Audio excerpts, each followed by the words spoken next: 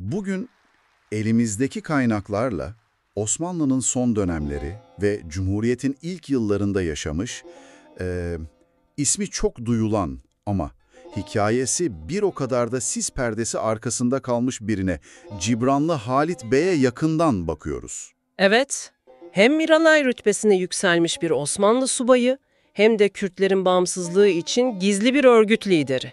Yani kimdi bu figür? Gerçekten de hayatı tam bir muamma. Fırat Aydınkaya'nın çalışması var, Wikipedia'daki derlemeler var. Hani bu izleri sürmeye çalışan kaynaklar mevcut. Hı hı. Ama baştan şunu kabul etmek lazım.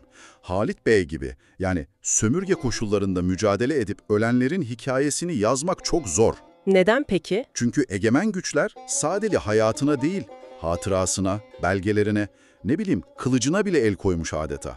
Sesini kısmaya çalışmışlar. Anladım. O zaman bu sohbetteki amacımız senin için bu sis perdesini biraz aralamak. Mevcut bilgilerle Halit Bey'in hayatındaki önemli anları, çelişkileri, mücadelesini ortaya koymak. Aynen öyle. Tamam, o zaman hadi bu karmaşık ama bence çok önemli hikayeye girelim. Başlayalım.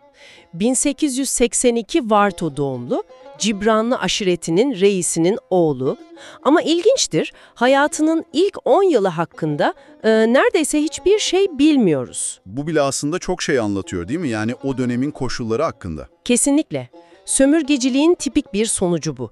Yani yerel halkların hayatı ancak resmi kayıtlara, devletin kayıtlarına girince varsayılıyor gibi. Sonra 10 yaşında İstanbul'a gönderiliyor aşiret mektebine. Evet, bu sıradan bir eğitim kararı değil tabii. İkinci Abdülhamit dönemi politikası bu. İmparatorluk aşiretlerin zeki çocuklarını başkentte bir nevi devşirerek kendine bağlı, sadık elitler yaratma peşinde. Aynen öyle ve işin ilginç yanı imparatorluk kendi kontrol mekanizmasıyla belki de farkında olmadan Halit Bey gibi isimlere ileride kendisine karşı kullanacakları becerileri kazandırmış oluyor. Bu çok ironik gerçekten. Sonrasında Harbiye'ye geçiyor, hatta Erkan Harp Mektebi'ne yani kurmay okuluna giren tek Kürt aşiret sınıfı öğrencisi oluyor. Modern bir askeri eğitim alıyor. İmparatorluğun subayı olarak yetişiyor ama aldığı eğitim, disiplin, strateji bilgisi belki de ileride bambaşka bir amaç için kullanılacak. Kesinlikle. İstanbul'daki o 10 yılında Jön Türklerle, İttihatçılarla ilişkisi ne düzeydeydi bunu tam bilemiyoruz ama sultanın fahri yaveri olması en azından görünürde rejime uyumlu, dikkatli bir profil çizdiğini gösteriyor olabilir. Mezuniyetten sonra ilk görev yeri Filistin. Tam da Arap milliyetçiliğinin ve Siyonizmin filizlendiği bir dönem, bir coğrafya. Evet, bu tecrübenin onu nasıl etkilediğine dair doğrudan bir bilgi yok kaynaklarda. Ama şunu düşünebiliriz, farklı halkların bağımsızlık taleplerini, Osmanlı'nın bunlara nasıl yaklaştığını ilk elden görüyor. Belki de kendi halkının durumu üzerine ilk ciddi düşünceler orada başlamıştır. Ne dersin? Kendi ifadesiyle Fizan çöllerinden hikmet biriktirmeye gönderilmesi. Yani imparatorluğun başka halkları bastırmak için kendisi gibi bir Kürt subayı kullanmasının çelişkisini orada fark etmiş olabilir mi? Bu çok olası bir yorum. Sonra Birinci Dünya Savaşı ve Doğu Cephesi var tabii. Ruslara karşı savaşıyor. Hatta Ruslara kök söktüren komutan diye bir ünü oluyor. Miralay rütbesine yükseliyor. Ama aynı dönemde 1915 Ermeni soykırımı yaşanıyor. Bu çok hassas bir konu. Kaynaklar onun buradaki rolü hakkında ne diyor? Dine göre Halit Bey'in doğrudan katliamlara katıldığına veya emir verdiğine dair bir kanıt yok. Hatta bazı Ermeni kaynaklarında, tanıklıklarda bile suçlayıcı bir ifade geçmiyor. Ama şu var, sorumluluk bölgesinde yaşananlara seyirci kalıp kalmadığı, engelleme çabası olup olmadığı ya da aşiretinden bazı kişilerin olaylara karıştığı iddiaları var. İşte bu konularda net bir bilgi yok. Savaş koşulları, cephede olması bunlar durumu daha da karmaşıklaştırıyor. Anladım. Savaş bitiyor, Osmanlı yeniliyor, imparatorluk çöküyor ve Halit Bey için yeni bir dönem başlıyor sanki. Evet, Osmanlı subayı kimliğinin yanına artık çok daha belirgin bir Kürt lider kimliği ekleniyor gibi. Erzurum'a atanıyor ve orada çok önemli bir adım atıyor. Gizli Kürdistan İstiklal Komitesi'ni yani Azade'yi kuruyor. Azade yani özgürlük. Aynen, ilginç bir öngörü bu. Hücre sistemiyle çalışıyor. Tıpkı bir zamanlar aynı orduda görev yaptığı İttihatçıların yöntemleri gibi. Ve bunu Erzurum'da yapıyor. Yani Kemalist hareketinde merkezi haline gelen bir yerde bu inanılmaz bir risk. Kesinlikle. Mustafa Kemal'le ilişkileri de bu noktada çok kritikleşiyor. Erzurum Kongresi'ne davet ediliyor. Ama katılmıyor. Neden?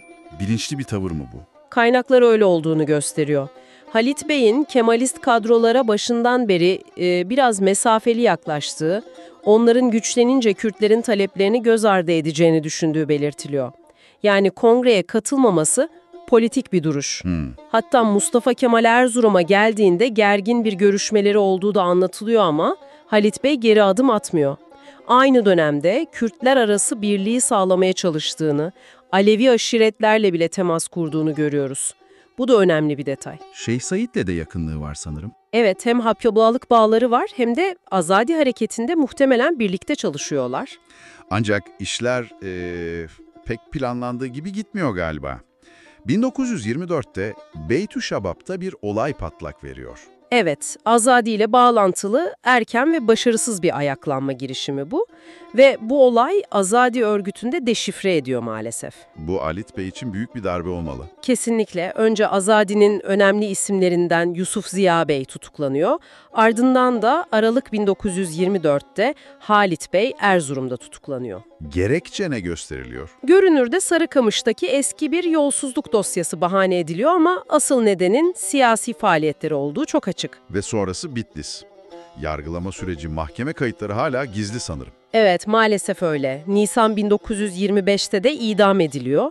İdam şekli bile tartışmalı. Nasıl yani? Yani asker olduğu için normalde kurşuna dizilmesi gerekirken istifası alelacele işlemek olmuş gibi gösterilip asılıyor. Bu da ilginç bir detay. Evet, bu da uzmanların belirttiği gibi onu sanki sivil bir isyancı konumuna sokarak askeri kimliğinin ve meşruiyetinin altını oymaya yönelik kolonyal hukuk pratiklerine benzer bir manevra olarak yorumlanabilir. Hayatı gibi ölümü ve sonrası da belirsizliklerle dolu. Mezarı bile belli değil. Cibran'la Halit Bey'in hikayesi gerçekten de bir imparatorluk subaylığından ulusal bağımsızlık mücadelesi liderliğine uzanan yolda kimliklerin, sadakatlerin ne kadar karmaşık, ne kadar iç içe geçebileceğini gösteriyor. Kaynakların eksikliği, bilinçli karartmalar nedeniyle tam resmi çizmek zor olsa da. Evet, onun hayatı bize şunu hatırlatıyor. Özellikle bastırılmış, eksik anlatılmış tarihlere nasıl yaklaşmalıyız? Belgeler eksik olsa bile eldeki kırıntılardan yola çıkarak o dönemin dinamiklerini, kişisel motivasyonları, siyasi çekişmeleri anlamaya çalışmak çok değerli. Senin için son bir düşünce bırakalım o zaman. Halit Bey gibi figürlerin hikayeleri resmi tarih tarafından büyük ölçüde silindiğinde veya görünmez kılındığında bu durum sadece geçmişi anlamamızı değil, belki de bugünü ve olası farklı gelecekleri düşünme biçimlerimizi de etkiliyor olabilir mi? Bence üzerine düşünmeye değer bir soru.